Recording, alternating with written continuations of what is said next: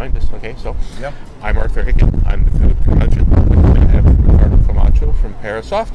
Hello there. Happy to be here. And So we are at Comic-Con. That's not Comic Con. It's COMMA.AI for COMMA.AI device, which is a piece of hardware that kind of looks like a smartphone that runs the Open Pilot ADAS software. If all of that was too much jargon for you, what we're talking about here is a little thing that looks like a smartphone that you can connect into your car through the diagnostic port, and it does automated steering and braking and things like that for you, and lane keeping assistance, only way better than what the manufacturer provides.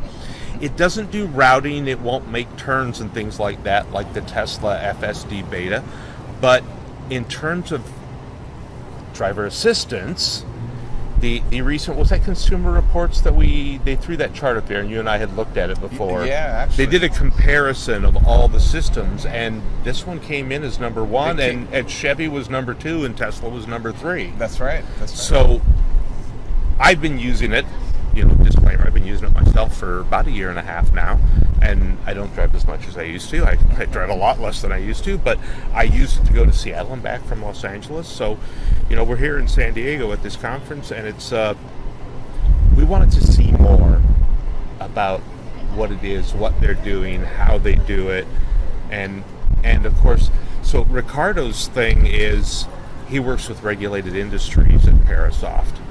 And so he helps people in terms of like an ISO 26262 certification or DO178B or things like that. And so, Ricardo, tell them what you're curious about. Yeah. Well, for me, I'm new to the whole Open Pilot and Comic-Con, so it was actually very enlightening to learn that, within the past 5 years, vehicles have for these external devices to control them. So it was enlightening. I learned a lot, and it was very exciting. And I'm really thankful that Arthur asked me to kind of join him on this and do this live streaming as well.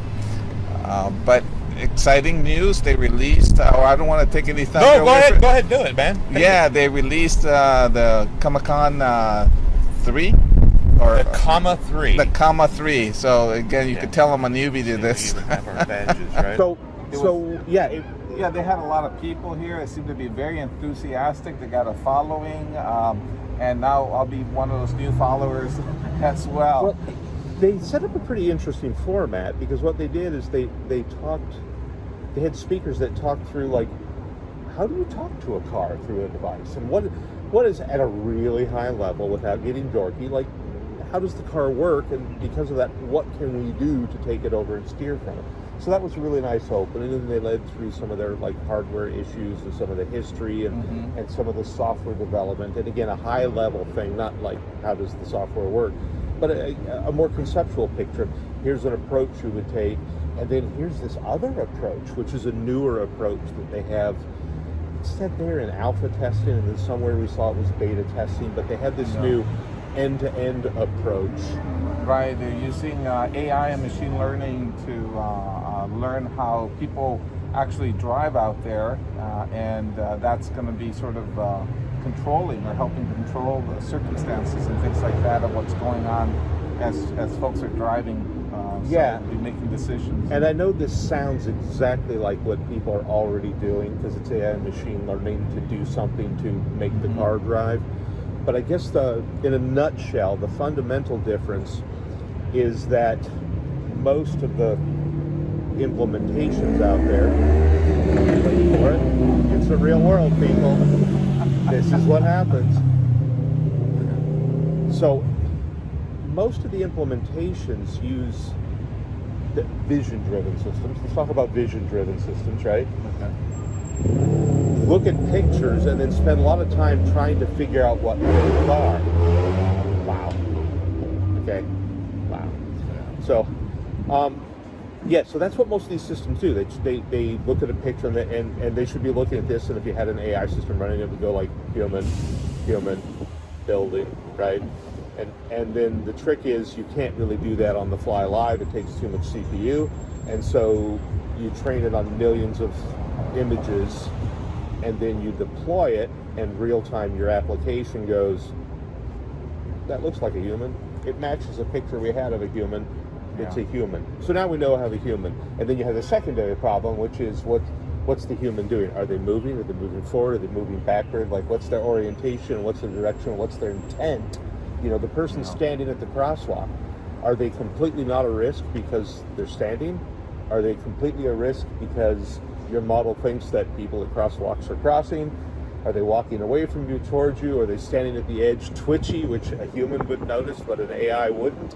Yeah. So that's one approach, and this approach leads to an endless number of edge cases. An edge case meaning, here's something that we didn't program for and we didn't train for, but we encountered it.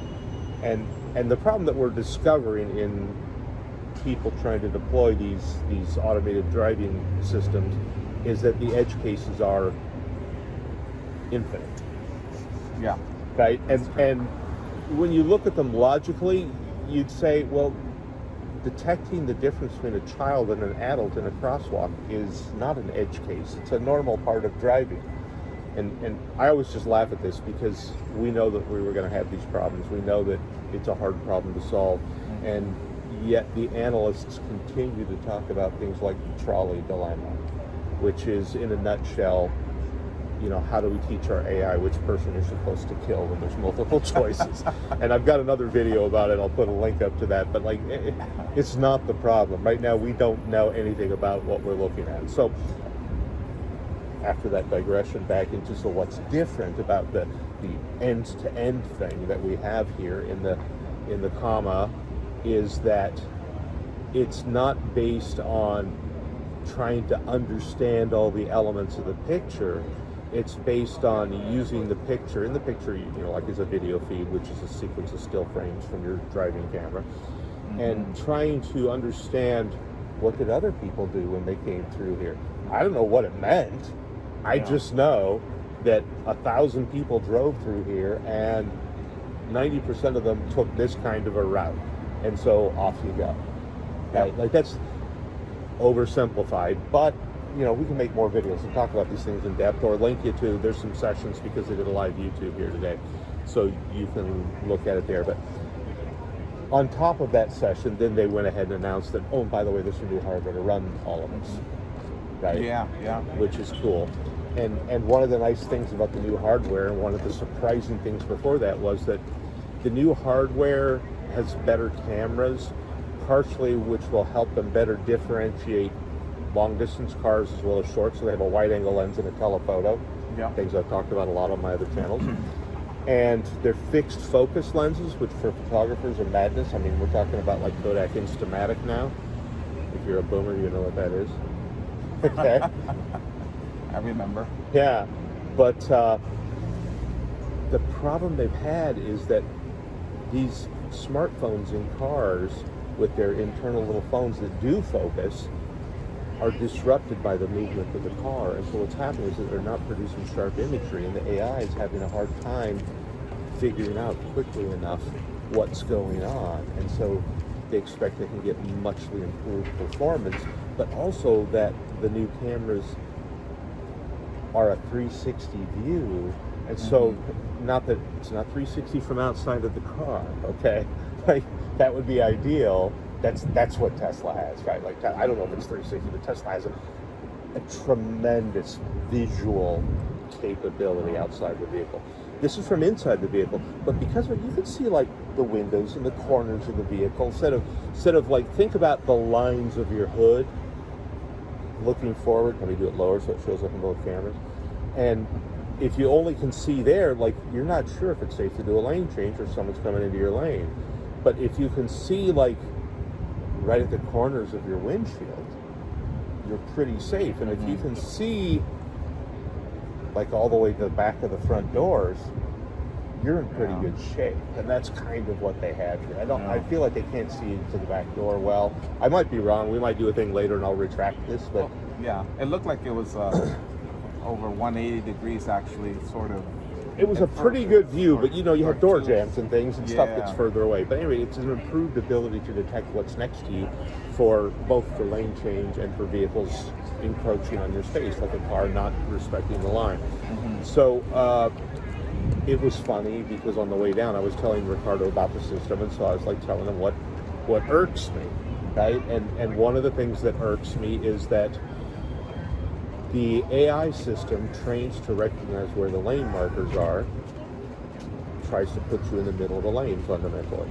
And if there's a giant truck next to you sitting on the white line, that's not a good place to be, and it's certainly not a comfortable place to be. And so I was telling him this is one of my complaints, and this new end-to-end system, because people don't drive like that, takes it into account, and because they now have the wide review cameras, the system is capable of knowing more about the person next to you's encroachment. Because the thing that I said to Ricardo was, well, they should be able to detect it, and then I instantly start qualifying it, like, well, if the truck's partly in front of you or completely in front of you, they can certainly see it, but if it's behind you or slightly behind your door, then the driver's very aware of it in the passenger window. And the COMMA not so much, the COMMA 2 not so much, COMMA 3 yes. So anyway, it's pretty interesting. Carlos had some deep questions for them around functional safety and certification.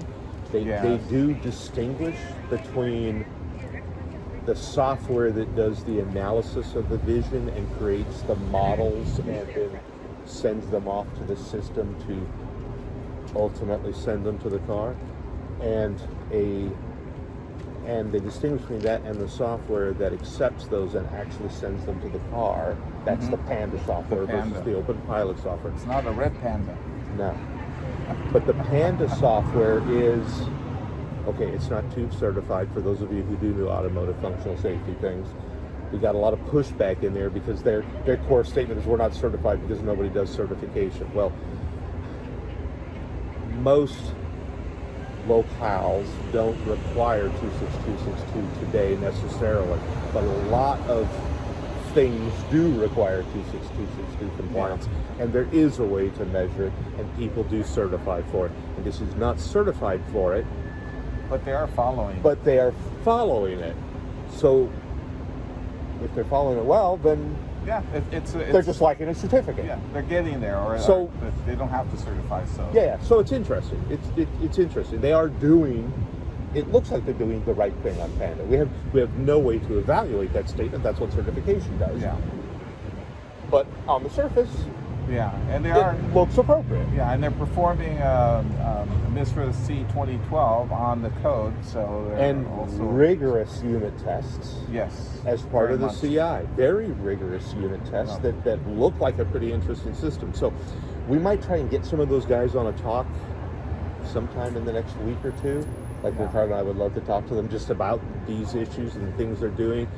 But with that, if you'd like to see some more live things or hear about some specific topics, hit the subscribe, hit the bell. You'll know things are coming up. Hit me up on Twitter, code Curmudgeon. Ricardo and I both work at Parasoft. It's arthur.hicken@parasoft.com, ricardo.camacho@parasoft.com.